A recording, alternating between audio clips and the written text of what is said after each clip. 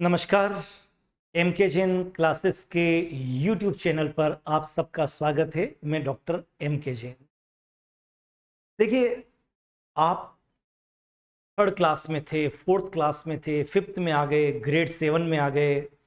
आपने 90% मार्क्स लिया है। न जाने आपके पापा मम्मी ने कितने लोगों के सामने twinkle twinkle little star nursery KG में सुनवाया। बहुत बढ़िया। लेकिन first time in your life ये 10th क्लास और 12th क्लास दो ऐसी क्लास है जिसका रिजल्ट पहली बार पब्लिक डोमेन में आएगा। पब्लिक डोमेन से मतलब है पूरी दुनिया आपके रिजल्ट को देखेगी। तो बहुत से बच्चों का फोन आया है मेरे पास में, काउंसलिंग के लिए आए हैं। सबका एक एक 10th और 12th का हम अब तैयारी बोर्ड की कैसे करें, क्योंकि बोर्ड तो यहीं पर ही है।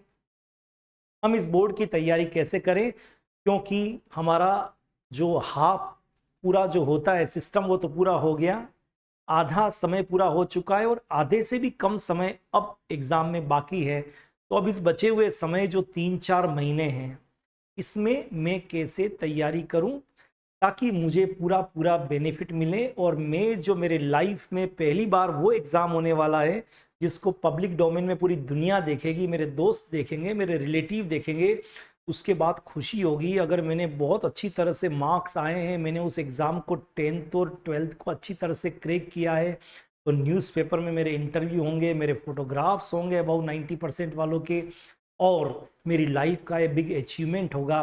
कहीं भी पूरी लाइफ में जाऊंगा, मेरे पोर्टफोलियो में, मेरे सीवी में ये 10th और 12th के परसेंटेज आएंगे। बस इसी बात की आज हम चर्चा कर रहे हैं कि 10th और 12th बोर्ड की तैयारी कैसे करें। तो देखिए, 10th और 12th की जो आपको तैयारी करनी है बोर्ड की, तैयारी तो सब करते हैं। देखिए, लिखते तो सब हैं, बट अच्छा लिखना एक आर्ट है। ठीक है, दौड़ते तो सब हैं, पर सही ढंग से दौड़ना एक आर्ट है।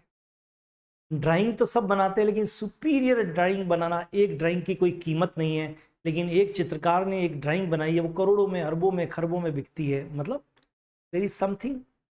तो किसी भी चीज को अगर अच्छा करना चाहें तो उसको मैं आर्ट बोलता हूँ। तो बोर्ड की तैयारी तो सब बच्चे कर रहे हैं। अब मान के चलिए 17 लाख बच्चे आईआईटी देते हैं, मेडिकल का एग्जाम देते हैं, 40 से 50 लाख मिलके पूरा नंबर हो जाता है। तो मान के चलता हूं इससे कहीं डबल नंबर बच्चे जो हैं वो बोर्ड का एग्जाम देते हैं। वो जो बोर्ड का एग्जाम देते हैं उनमें से ही तो कुछ बच्चे 90% के ऊपर आते हैं, कुछ 85 लाते हैं, कुछ 95। तो उनके पास एक अलग सा आर्ट डेवलप हो जाता है। बस वही आर्ट में आपको बताने वाला हूं। अगर आप पहली बार देख रहे हैं तो शुरू से अंत तक वीडियो को देखिए, चैनल को सब्सक्राइब कर लीजिए, ताकि इसी तरह के मोटिवेशनल और सब्जेक्ट के वीडियो भी होते हैं हमारे, वो आपको मिलते रहे। तो आप सब्सक्राइब कर लीजिए। चलिए आगे चलते हैं कैसे हमको तैयारी करनी है। लेकिन ये पूरा जो आप मेरे इस लेक्चर को सुनेंगे, उसके पहले मैं एक बात जरूर कह देता हूं आपसे कि जब आप बड़ी लड़ाई लड़ते हैं तो दो चीज जरूर ध्यान रखिए लाइफ में, हैव पेशेंस, हैव कॉन्फिडेंस। धैर्य रखिए और आत्मविश्वास बनाए रखिए, लगते रहिए, चलते रहिए। Once a day come in your life कि आपको मंजिल मिलेगी। मंजिल अक्सर उनको मिलती है जो चलते रहते हैं। जो चलते चलते रुक जाते हैं ना, मंजिल उनके हाथ में नहीं आती है। बस यही लाइफ का फंडा है। मैं हूं, आप हूं, कोई भी हो, चलते रहना पड़ेगा। आया समझ में? देखते हैं कैसे हम इस बोर्ड की तैयारी अच्छी तरह से करें। सबसे पहला है टाइम मैनेजमेंट। जो पहली बात चालू होती है वो इस टाइम मैनेजमेंट से ही चालू होगी।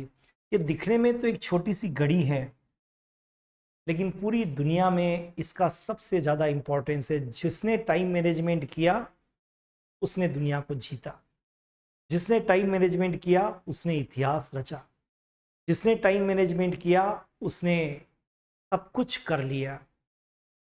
देखिए ना, इसी कारण तो कुछ लोग अपने मिनट्स को कुछ 10-20 रुपए से बढ़ते हैं, कुछ लोग अपने मिनट को 100 से बढ़ते हैं, कुछ मिनट 1000 से बढ़ते हैं, कुछ लोग अपने 1 मिनट में 10,000 कमाते हैं, कुछ लोग 1 मिनट में लाख कमाते हैं, और कुछ लोग उसी 1 मिनट में करोड़ों रुपए भी कमाते हैं।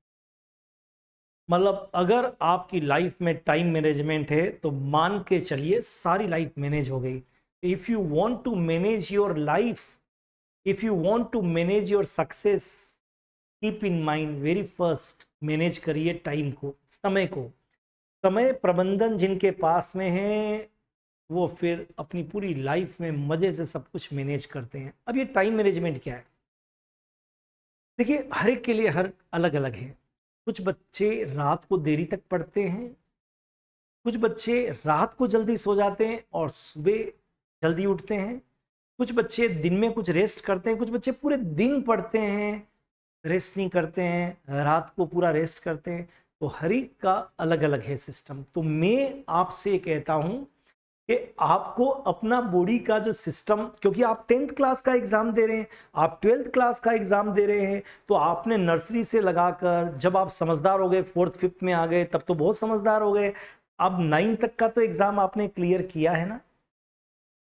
तो वो तो कोई ना कोई तो आपका टाइम शेड्यूल होगा, और उसके लिए सबसे अच्छा, आपके मार्च में एग्जाम होते थे, ठीक है, या फरवरी में एग्जाम होते थे, तो जनवरी में आप क्या करते थे, या एग्जाम के ठीक एक दिन पहले आप क्या करते थे, वैसा टाइम मैनेजमेंट आप करो।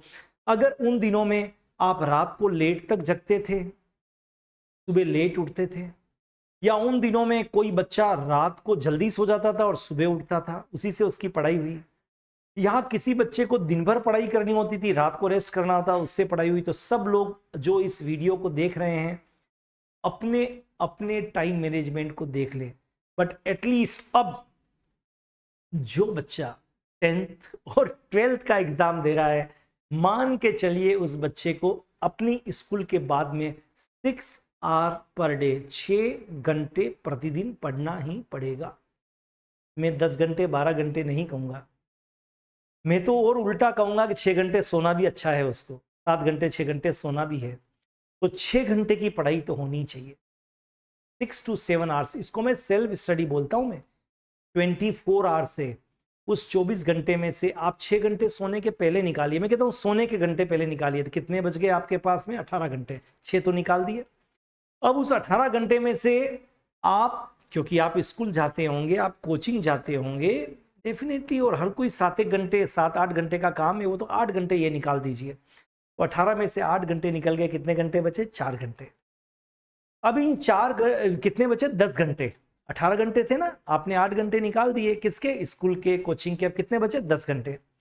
इस 10 घंटे में से 4 घंटे अपने लिए रहने दीजिए, जिसमें आपको ब्रेकफास्ट भी करना है, आपको टीवी भी देखना है, आपको लंच भी करना है, आपको डिनर भी करना है। बहुत होते हैं, 15-15 मिनट भी देंगे तो भी 4 घंटे मैं आपको दे रहा हूं, तब भी कितने घंटे बचते हैं? 6।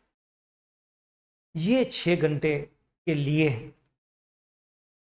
तय कर लीजिए, ये 6 घंटे इस घड़ी में आपके लिए सेल्फ स्टडी के हैं। अब उस 6 घंटों का आप डिवाइड कर लीजिए प्रॉपरली, टाइम मैनेजमेंट इसको कहते हैं कि इन 6 घंटों में कौन से 2 घंटे मेरे शाम को, क्योंकि 2 घंटे से ज़्यादा सिटिंग नहीं होनी चाहिए, फिर उठे 5 मिनट रिलैक्स हो जाए। दिमाग की एक सीमा है, उसको मत, रबड़ है ना, रबड़ को स्ट्रेच करिए, एक लिमिट के बाद टूट जाएगा, इसलिए दिमाग को स्ट्रेच एक सीमा के बाद करोगे तो टूट जाएगा, याद नहीं रहेगा। तो 2 घंटे, 2 घंटे के 3 स्पेल। अब आप देख लीजिए कौन सा सब्जेक्ट आपका अच्छा है, कौन सा सब्जेक्ट आपके वीक है, सब कुछ आपको मालूम है। आप उसी हिसाब से तय कर लीजिए कि इसको 2 घंटे, इसको 1 घंटा, इसको आधा घंटा, इसको केवल रिवाइज करना है, वॉटेवर। पर ये टाइम मैनेजमेंट आपका होना चाहिए। तो इस पूरी बात के लिए एक ही बात मैं आपसे कहूँगा कि जिसने कर लिया टाइम को मैनेज, उसने कर लिया पूरी लाइफ को मैनेज। ये पूरी वॉच फिर चलती रहेगी और आप भी उसी तरह से चलते रहेंगे और लाइफ में आपको सक्सेस मिलेगी। तो टाइम मैनेजमेंट वाली बात आपको समझ में आ गई होगी। और भी हमारे बहुत सारे वीडियो है, आप डीप देखना चाहते हैं कि कैसे और हम करें तो हम वो भी वीडियो बना, वो भी हमारे वीडियो हैं, आप देख सकते हैं। और आगे भी हम सब्सक्राइब कर लेंगे तो आपको ऐसे वीडियो मिलते रहेंगे।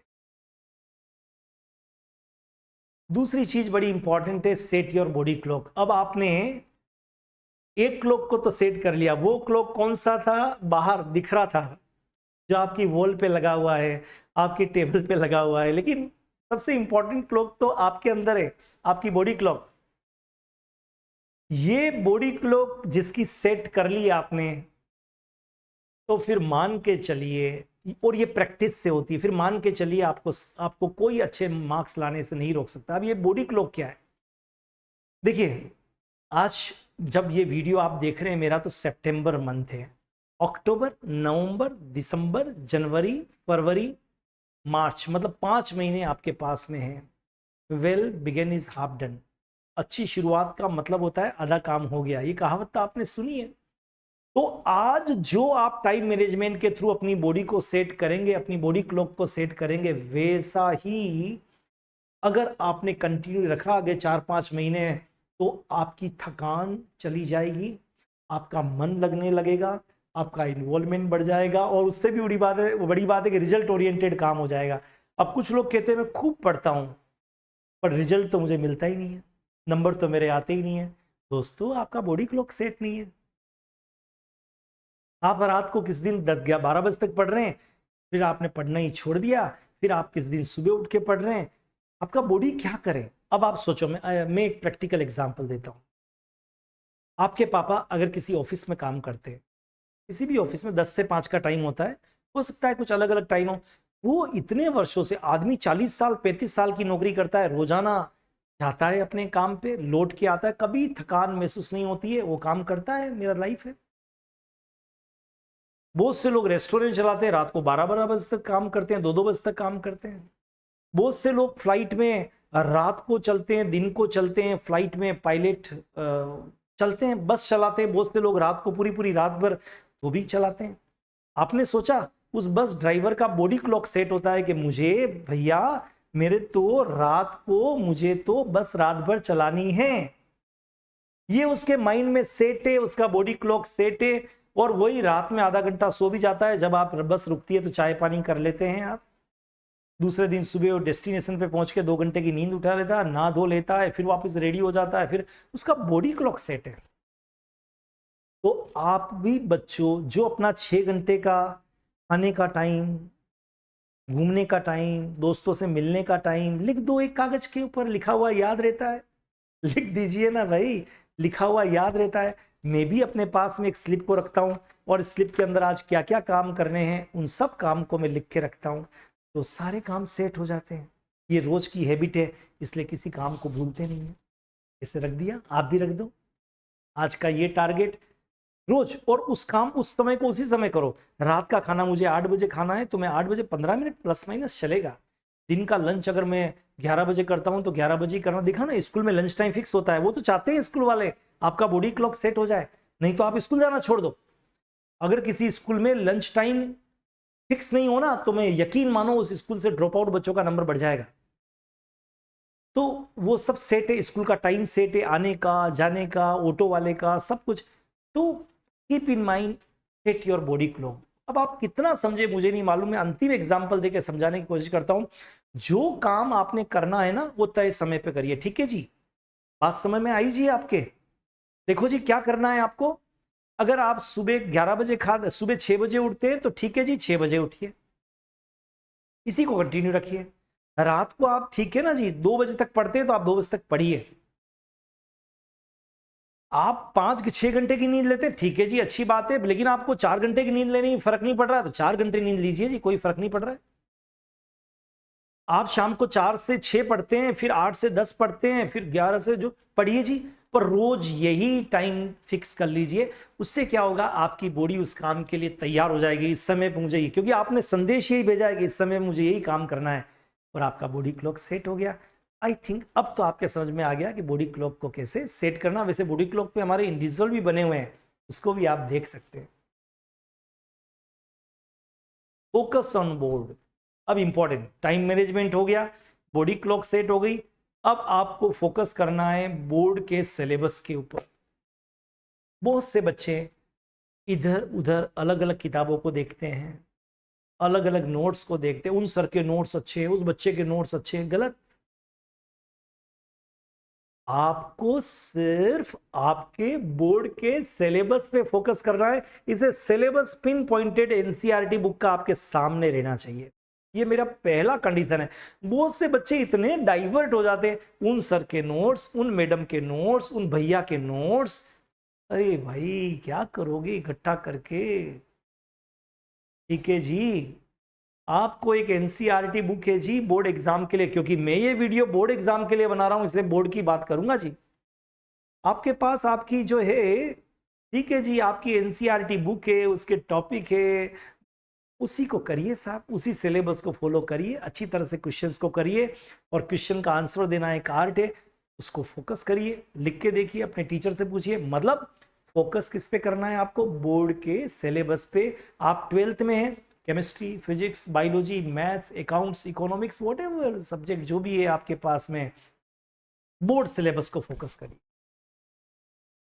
उस सिलेबस के ज्यादा बाहर मत जाइए। If you want to prepare, if you want to crack your board exam with good marks, keep in my dear friends, ठीक है जी, सिलेबस पे फोकस करिए, मेरी बात को मान के देखिए। ठीक है, आप सुन तो रहे हो, मजे तो ले रहे हो मेरे, लेकिन आप इसको मान के भी तो देखो। देखो क्या फायदा होता है आपको। समय की बचत होगी, सेविंग इज अर्निंग। जो समय बचाओगे वही आपको आगे दूसरे सब्जेक्ट के लिए मिलेगा, मार्क्स अच्छे आएंगे, रिजल्ट ओरिएंटेड काम हो जाएगा। क्यों डाइवर्ट होते हो भाई? ठीक है, कुछ नया मत करो। कुछ नया करने का मतलब, हर बच्चा जो कहीं दिक्कत है उसको दूसरे दिन जब उठता है, दुनिया बदल दूंगा, आज तो मैं ये करूंगा। होता है ना आपके साथ? देखो ऑनेस्टली मेरे से बात करो, अपने वहां बैठे हुए हो, मैं तो अभी आपको बोल रहा हूं, लेकिन अपने से बात करो। आप करते हो ना, आज तो मैं ऐसा कर दूंगा, आज तो मैं दुनिया बदल दूंगा, नहीं अब तो मुझे करना है। अच्छी बात है, ये जो भाव आ रहे हैं ना बहुत अच्छे हैं, लेकिन इन भावों से मोटिवेट हो जाओ, पर कुछ नया मत करो। आज मैं दौड़ता हूँ, नोट्स लाता हूँ, अब पूरे 10 दिन के अभी तो मैं नोट्स का कलेक्शन कर रहा हूँ, दोस्त से, टीचर से। कुछ नया मत करो, फोकस करो। जो आपके पास है, एनसीईआरटी बुक है, स्कूल के क्लास नोट्स है, नहीं हो तो अब लिखने का टाइम नहीं है, किसी बच्चे से फोटोकॉपी करा लो, किसी कोचिंग में पढ़ रहे हो तो उसके नोट्स है आपके पास, एनसीईआरटी बुक है। और न्यूज़पेपर में, वेबसाइट में सीबीएसई बोर्ड कितना चिल्ला चिल्ला के आपको गाइड करते हैं कि केवल कोई मार्केट से सैंपल पेपर खरीदने की जरूरत नहीं है, केवल बोर्ड के सैंपल पेपर करिए। चाहे आप आईआईटी पढ़ रहे हैं, मेडिकल पढ़ रहे हैं, अरे भाई एनटीए ने जो क्वेश्चन का जो पूरा लिंक दिया है, आप उसी को देख लो। लेकिन नए करने की चाहत होती है, ये इंसान की फितरत है। अपनी कमियों को दबाने के लिए कुछ नया करना है, नहीं, नहीं करना है। नया नहीं करना है, लगातार करना है। नया नहीं करना है, फोकस करना है। नया नहीं करना है, एनसीईआरटी को फॉलो करना है। नया नहीं करना है, बोर्ड के सिलेबस पे फोकस करना है। नया नहीं करना है, नई किताबें नहीं खरीदनी है। जो गवर्नमेंट सीबीएसई ने या स्टेट बोर्ड ने जो बोर्ड के सैंपल पेपर अपनी वेबसाइट पे डाले, उनको करना है। छोटी सी बात है, फोकस करके हिट करो टारगेट पे। इधर उधर की बातें मत करो। किसी ने कहा है ना कि तू इधर उधर की बातें न कर, तू वहां यहां की बातें मत कर, भटक जाएगा। अरे पानी है मंजिल, तो लक्ष्य की बात कर। बस लक्ष्य को करने के लिए फोकस करना पड़ेगा। समझ गए ना? नोट लाइक दिस कि आज ये कर लेता हूं, आज वो कर लेता हूं, आज ऐसा करना है, आज वैसा करना है, आज ये होगा, आज वो होगा। काश ऐसा होता तो ऐसा होता, फिर यही कहानी याद आएगी आगे जाके। वो फिल्मों में होता है, अपने फिल्म रियल लाइफ में है। आई थिंक समझ गए, फोकस करना है। देखो, एक छोटी सी बात है, आपने कभी किसी आदमी को सुना जिसने बोला हो कि लिखा पढ़ा आदमी? कभी नहीं सुना। कभी नहीं सुना आपने किसी ने बोला हो कि लिखा पढ़ा आदमी। लेकिन आपने ये जरूर सीखा, पढ़ा लिखा आदमी। तो आप जो पढ़ते हो, पहले पढ़ो। एग्जाम में पढ़ना नहीं है, सुनना नहीं है, देखना नहीं है, एग्जाम में लिखना है। तो उस चीज की प्रैक्टिस पहले होनी चाहिए। तो पहले पढ़ो, फिर लिख कर याद करो। पढ़ते समय हर बच्चे को टेबल पर कॉपी होनी चाहिए, नोटबुक, जिसमें वो लिख लिख के करे।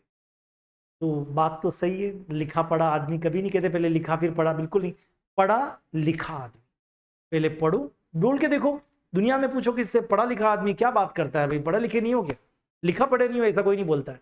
उसका कारण है कि पहले पढ़ते लिखते तो फिर यहाँ जाता है, और जब यहाँ जाता है तो स्टेबल तरीके से प्रिंट होता है, और जब वो स्टेबल तरीके से प्रिंट होता है तो वो फिर आपके एग्जाम में निकल के सिलसिलेवार सामने आता है। तो पहले पढ़ो, फिर लिखकर याद करो, लिख के, मैं कह रहा हूं लिखो। एग्जाम में प्रैक्टिस लिखने की होनी चाहिए, स्पीड को बढ़ाओ, स्पीड को बढ़ाओ, स्पीड को बढ़ाओ, फिर एग्जाम में मजा आएगा आपको। तो लिखना बहुत जरूरी है। लास्ट बट नॉट लीस्ट, छोटी सी बात है, छोटी सी बात है, बात तो छोटी सी है मेरे दोस्तों, पर मतलब बहुत बड़ा है। और बात यह है कि फेथ, विश्वास रखो। सब बच्चे जो एग्जाम देंगे मेरे जैसे ही हैं। सब बच्चे जो बोर्ड में बैठेंगे मेरे एक ही, उनके भी क्वेश्चन पेपर वही आएगा जो मुझे मिलेगा। सब बच्चे एनसीईआरटी बुक से पढ़ेंगे, मैं भी एनसीईआरटी बुक से ही पढ़ रहा हूँ। सब बच्चों के बोर्ड में 5-6 सब्जेक्ट होंगे, मेरे भी 5-6 सब्जेक्ट ही है, chemistry, physics, maths, biology, science, SST, यही सब्जेक्ट है। मतलब इक्वल कंडीशन है। और मेरे सबके साथ मम्मी पापा है, मेरे साथ भी मम्मी पापा है, सबके साथ दोस्त हैं, मेरे साथ भी दोस्त है, सबके साथ टीचर है, मेरे साथ भी टीचर हैं। इतना विश्वास रखो। Faith in God, faith in yourself, faith in your parents, faith in your teachers, बहुत जरूरी, सबसे बड़ी बात है। और फिर उसके बाद में बी ब्रेव, लीडर बनो, डरो मत। नहीं आ रहा है तो क्या दुनिया खत्म हो जाएगी? ये कायर विचार क्यों यहां पर फेंकते हो? लीडर बनो। कीप इन माइंड, मुझे लीडर करना है, मैं कर रहा हूं ना, मैं कर रहा हूं। भगवान उसी का साथ देते हैं जो मेहनत ईमानदारी से काम करते हैं, फिर वो कमजोर हो या होशियार हो, ये मेरा अपना, इट्स माय ओन एक्सपीरियंस। भगवान के पास कुछ भी नहीं है। देखा है? अपने आप से पूछो, कभी भगवान को देखा है आपने? बिल्कुल नहीं। भगवान तो हर चीज में कहता है तथास्तु। आपने कहा मेरा सिर दुख रहा, भगवान कहता है तथास्तु। आपने कहा नहीं नहीं मुझे बहुत पढ़ना, भगवान कहेगा तथास्तु पढ़। आपने कहा मैं तो 50% का हूं, भगवान कहेगा तथास्तु 50 आएंगे। आपने कहा नहीं नहीं मुझे तो बोर्ड में 90 ला सकता हूं, भगवान ने कहा तथास्तु आएंगे। भगवान के पास यही आशीर्वाद है। देखा ना, किसी भगवान की मूर्ति पे आशीर्वाद ही देते हैं। कभी भगवान की फोटो आपने ऐसी नहीं देखी कि आपको बॉक्सिंग से मारे? आशीर्वाद। भगवान, गॉड इज सो काइंड। उनके पास एक ही है, मतलब हमारे अंदर है ना आत्मा। करो। तो मेरे बच्चों, कायर नहीं बनना है, कुछ भी गलत नहीं सोचना है, ये कभी नहीं कहना है कि this is not my cup of T, ये मेरे से नहीं हो सकता। कभी गिव अप नहीं करना है। एक काम, मैं अपना काम कर रहा हूं, रेस्ट भगवान के हाथ है, गॉड है, और वो उन्हीं का साथ देते हैं जो चलते रहते हैं। और वन से डे कम आपकी लाइफ के अंदर अच्छा होगा। आप ये क्यों सोचते हैं कि आपकी लाइफ के अंदर ही अच्छा नहीं होगा? होगा, 200% अच्छा होगा। बस मेहनत करिए, ईमानदारी रखिए, बस सारी दुनिया आपके कदमों में चूमेगी, लेकिन करना आपको पड़ेगा। तो मेरे दोस्तों, प्यारे दोस्तों, इसी तरह के वीडियो को देखने के लिए आप सब्सक्राइब कर लीजिए हमारे चैनल को, और फिर नए नए वीडियो के साथ आपसे मिलेंगे। आपका दोस्त मैं MK जैन। फिर आप सबको नमस्ते। नेक्स्ट वीडियो में फिर हम मिलेंगे। Have a great time.